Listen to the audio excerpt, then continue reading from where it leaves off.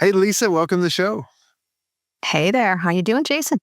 Good to Now be we here. were we were talking kind of the pre-show. I was like, I swore you've been on the podcast before, but this is your first time. It is my first time. I know. I've been listening for years and years, and you've seen me in all of your agency mastermind Zooms, so probably felt the same.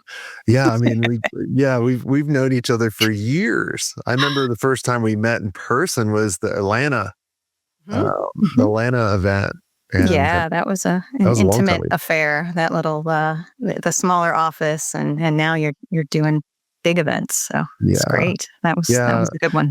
It's fun how those events have really kind of morphed over the years from, renting out like the little rooms in Rome, you know, Hmm. that office space to renting out ranches.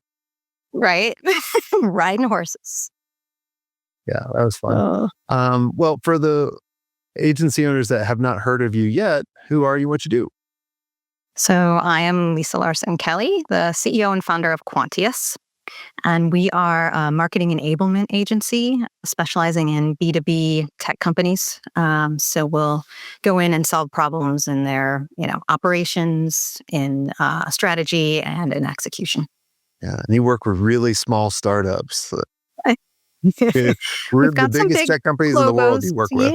Yeah. We've got, started out working with Adobe and then just kind of went from there and just generated, through relationships into Google and Meta and now Salesforce. So, we're really looking forward to bringing our learnings from all of those years of service into smaller startups and, There you go. mid-market. Yeah. Yeah, I think that's a good way for you. Now, how did you Mhm. get started creating an agency? Was this by accident? Oh, yeah, totally. Yeah. I was, a freelance consultant, but I was a developer early on. And I started doing some training and things like that, dabbling in writing, and realized that I could explain technical things really well. And so I started generating content, and then through relationships, was able to get into some of these bigger companies and needed help. So I just started hiring people to help me. I got my first intern off of Craigslist. She's still with me today, 12 years later. Pretty amazing. Um, and yeah, it was really, I was out of necessity because I was just kind of doing this as a freelance thing. But then my husband had a terminal, or not terminal, thank goodness, very serious illness, and I needed to be the breadwinner. So I pretty much went all in at that point. That's awesome. That's great. Is Craigslist still even around? I don't know. I feel like it is. I haven't heard that name in a long, I long know. time. I know. And I know a lot of agencies used to find really good workers from Yeah. Craigslist, which Yeah, is that was the crazy. place. That was our big bulletin board. But yeah, she was right out of college, and her mom was very nervous about her coming to meet some random person off of. Oh, I would be too. Yeah, of course.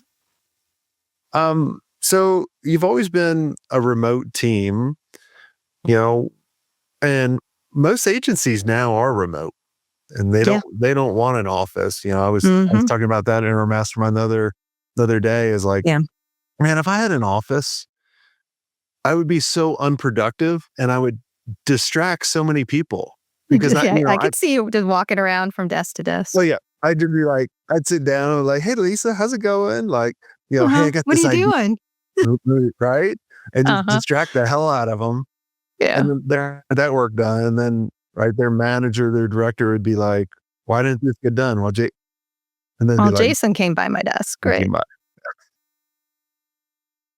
Well, it's funny um, because we did have a short period of time where we were in the office.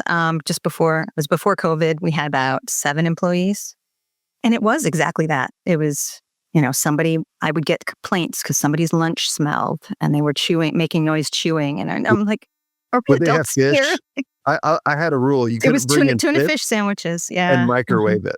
Like Oh I had a no, Jamaican employee that loved to bring in like this nasty ass fish sure. and they put it in the microwave. Like, it was disgusting. Oh, no.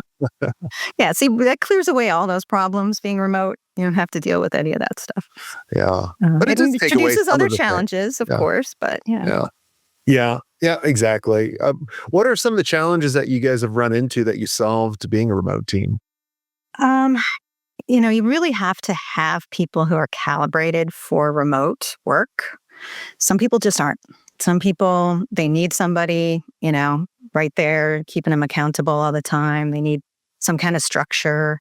They need that interaction and, back and forth. And other people, they just want to get their work done and they know what they need to do and they'll reach out. And we're on Slack all day long with each other.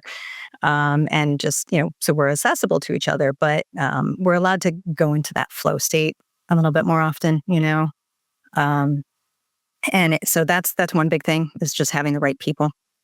And then also having some kind of structure, which we use EOS, the entrepreneurial operating system.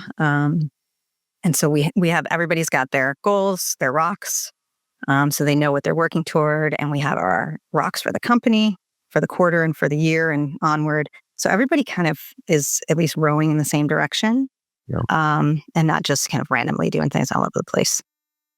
In the interview process, how do you know if someone's built for remote work? Is there any type of questions or things that will let you know versus like, hey, can you do remote work? And they'll be like, of course, yes, I can. Yeah. I know. I know that we have some assessments that we do that there are certain types of people that will gravitate toward. And I know our COO, Katie, it's our HR person. She handles all of that piece of it. But we have those sort of like personas that we know are going to be better at it.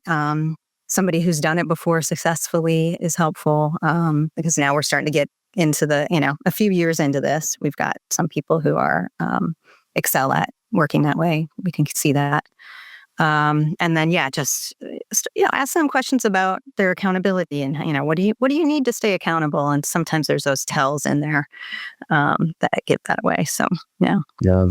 There's a question that I think I heard on an interview of Simon Sinek, and he said, "This is my favorite interview question. I'm probably going to butcher it, so I apologize." But he basically goes to the person he's interviewing and says, let's say we're working together and what's one thing that, what was it? I alluded to it like this is the $1 billion idea, and it was the $1 billion idea, but it was like, what's one thing that will surprise me of us working together versus like saying what's something that is a bad quality, and then you're gonna be like, wow, right. What's your I worst quality? over-deliver. Like, Yeah. right? Like, or I obsess on details, right? But it's like, what's one thing that's going to shock me that may make me mad later on? That's an And I was interesting like, way to frame it. it's just, Mm-hmm. it's changing that. And it Yeah. makes people think versus, right? Mm-hmm. Now, you're using EOS, and, there's lots of agencies in the mastermind that use EOS. Did it take you a long time to execute this?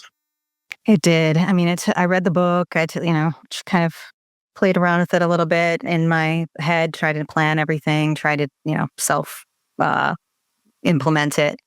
And then at one point we were introduced to an implementer. And I decided, yes, this is what we want to do, but I really need somebody to hold us accountable and get us in the system and the flow and all of that. So we hired her for about, I think, for a year and a half. They're not cheap, but definitely wouldn't have been able to do it otherwise, at least for us. It made the most sense because, she held us accountable. She gave us the things that we needed to do and kind of that checklist and got us into the rhythm of the meetings, because that's a big part of it is, having those meetings and having them be non-negotiable. Are called level 10s, and you have them once a week with each team. And just getting was that the biggest part of EOS, or the system that you implemented was the meetings? Is that the meetings is the biggest? That's where the rubber meets the road, honestly. Okay. Is it because did yeah. we waste time on meetings before? Oh, heck yeah. Okay. Yeah, this is, and we use a tool called 90. And it's basically it's a platform where it has all of the structure in there, and you can plug everything into it. Everybody's on the team is in there. You can set your to-dos, your goals, all of that stuff all set up in there. So it's sort of your dashboard. And then the meetings, when you go to do a meeting, you run the meetings through it as well. So it has on the side the agenda and the time, and it's a running timer. And it's like you've got 5 minutes for everybody to check in and say what's good, what's bad, and personal and business. And then you go into your measurables. 'Cause you've got measurables every week, like actual numbers and things you need to deliver that are going to get you to the goal. That's Okay. another big part of it. And then you just kind of go through that whole thing and ending up with issues, and you're basically processing issues that you've got. Okay. So Mhm. it really kind of gets rid of the chit chat. Oh yeah, yeah, absolutely. But does it start really like high? Like when I always did at the agency, like I never could. Maybe we had our own little system, but like I could never go through like an EOS or just my ADD mind just Yep, right like I know. it struggles with that. But what we Yeah. always did was we would set high level goals for the agency, both on a revenue and also kind of a create goal. Hmm. Hmm. And then I would have our leadership team from those goals based on their roles. And you tell me EOS is similar to this, where they would go, okay, like if we wanted to hit 20 million in top line and 10 million in net profit, and I wanted to create a system for better lead generation. So then the leader team would go through and going, all right, how do I create my revenue goal for that team? Hmm. How do I Yep. create something that will help us get to It's that? gonna. And then Hmm. also a time goal I would always have people Yeah. have in there, and then so on. And it would just go down. Is that how Mm. that works as well? Yes. And then you kind of work backwards in the measurables. It's like, okay, well, to have land 2 new clients this quarter, I need to make 10 calls a week. So I have, because I'm in the sales seat. And so Okay. that's my weekly measurable. I So you're kind of gotcha. like setting yourself up for success instead of waiting till the end and saying, oh crap, I didn't happen. Like these are all the things that need to happen in order to get here at the end of the quarter.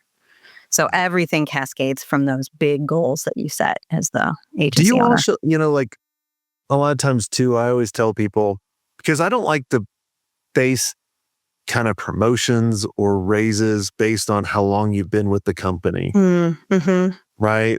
And I Yeah. like to show people kind of a growth within the company that they can do. So a lot of times what we've done is we'll map out, if you're a junior, well, what do you have to do to get to a mid-level? You have to do half of this job and you're a job on top, and then you can move up it, right? Yes. Like, Yeah. does that also encompass that as well? It didn't, and that was a missing piece that our team actually gave us feedback on, that they wanted that. They wanted some growth paths because we were, working remotely. We're all kind of like, yeah.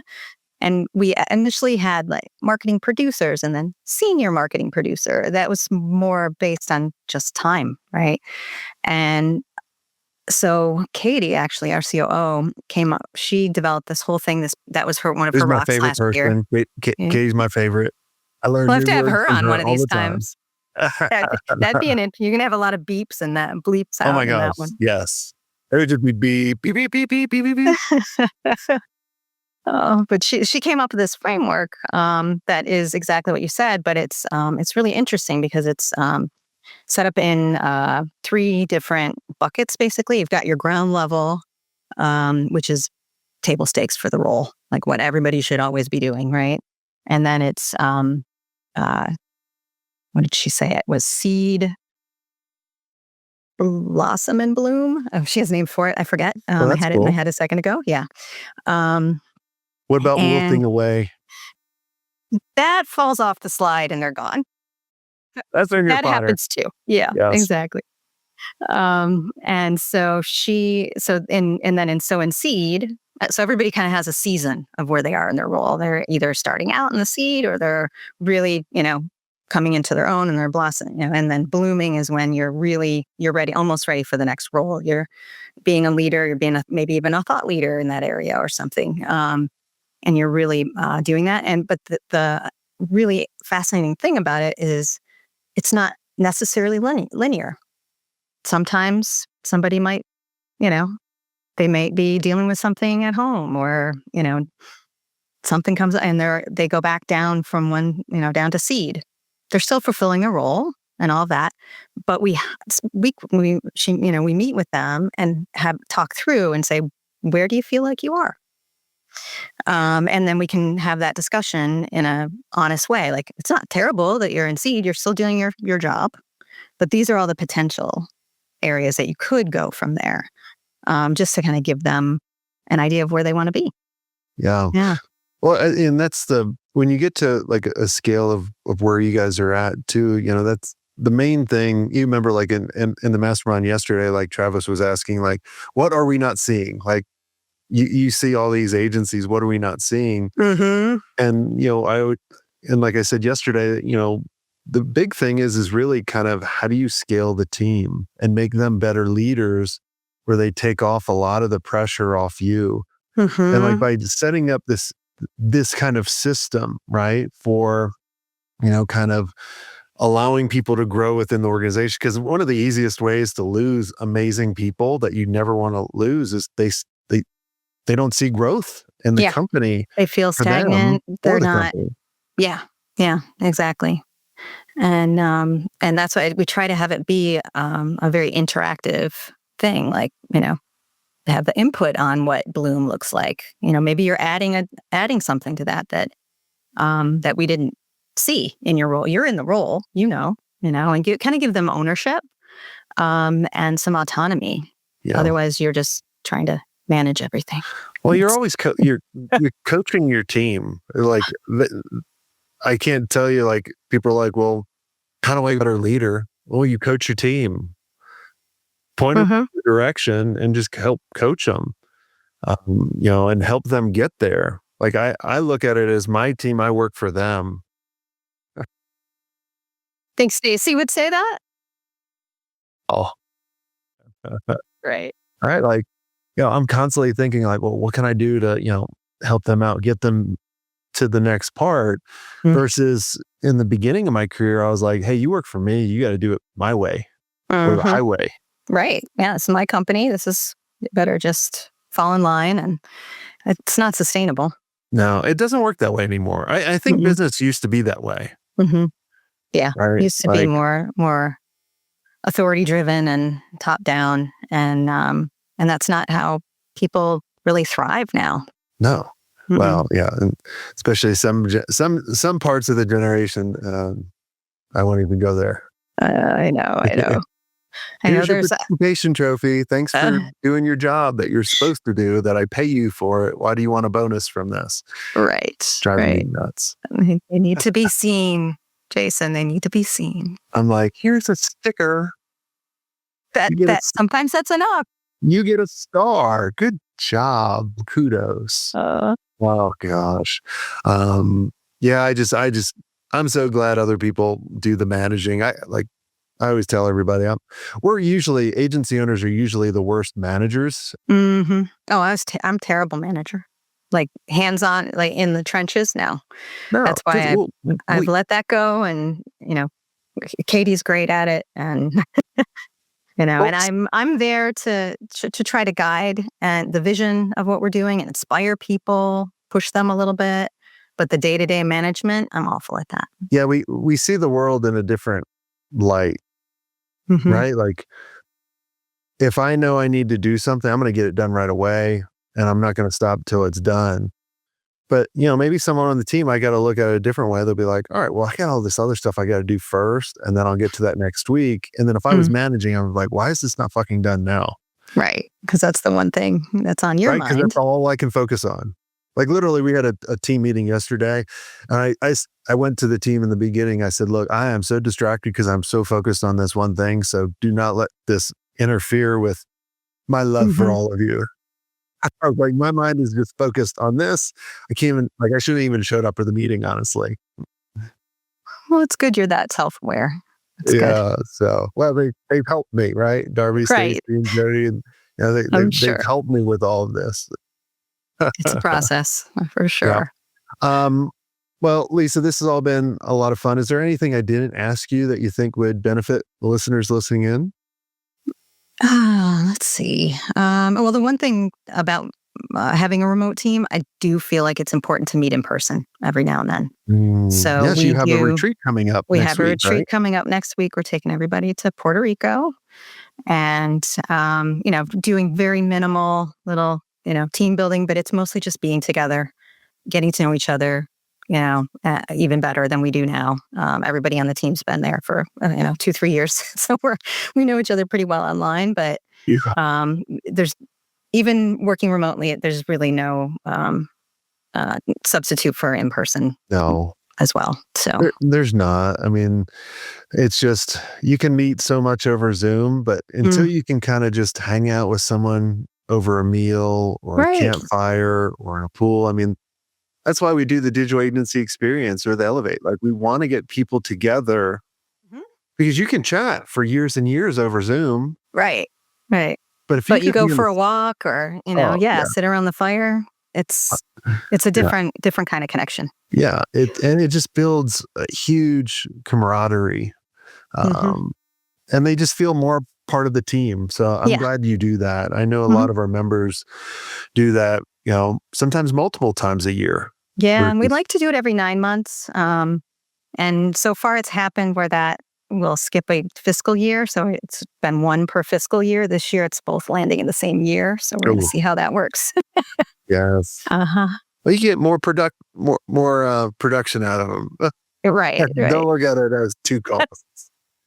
Right. Yes. It's in Yep. investing in your team. Absolutely. Right. So cool. Awesome. Well, Lisa, thanks so much for, sharing those insights. And for everyone listening, if you want to be a part of a really cool community where people are sharing amazing strategies and just Mhm. understanding what you're going through, no egos attached, reach out to us. And we'll have a conversation, see if it's right for you. Yeah, I highly recommend it. I've gone from here to here in the years we've been together, so I Yeah. can I think, be a yeah, testimonial. I think you've been in the mastermind 6 years, I think it's 7 6 years years? this year. Yeah, Mhm. I think it's Yeah. come on 6, so, Yep. yeah, you've been a amazing member helping out so much, and it's been awesome seeing you grow throughout the years, from the points, where we wanna I pull our hairs out, Uh-huh. uh, Yeah, you've got me through some hairy times.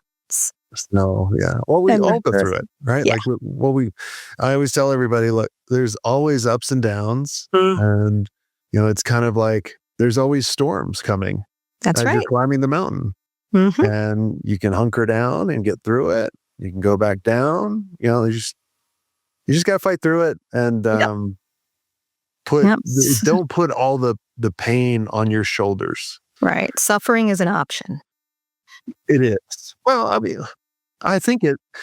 I think it's a requirement of running an Mhm. agency, though. If you think about it, Right. I right? guess what I mean is like actually taking it all on. Like that Yes, stuff's gonna come, but if you like internalize it, that's when it can break you. it can break you. Absolutely. Yeah. Yeah, but I tell people, let your team know you're struggling on that. But let them know, be like, here's what I'm thinking of the plan. You don't want to go to your team like I have no fucking clue Like, oh God. what we The do. sky Then they're is like, falling. Oh no. yeah. Like Then they're they're gonna like, go running whatever. for the hills. But Yeah. though, when you come out of it, that's when I look back at the agency and I'm Mm, like, man, like that was fun it was because quite a we all ride. rolled up our sleeves. We Hmm. all had that one thing. Nothing else distracted us, and we got through it. And you're like, that's really rewarding to me. That's when I look Yes. back when we got through the toughest times. I don't remember the greatest times. Like, right? Like I just I remember the know. tough We times. just kind of skim over that stuff. I'm like, Yeah. oh yeah, Oh, yeah. That that was was the good. Yeah, we moment won of that $1 million relief. account. Oh yeah, okay. That's great. Like, yeah. Thank you. So, but awesome. Well, Mm, thanks so much for coming on the show, Lisa. Thank you. And everybody have a swank day.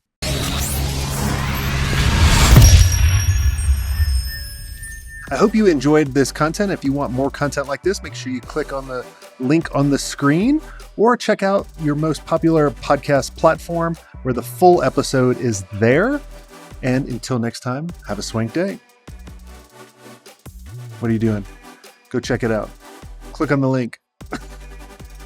I'll see you soon.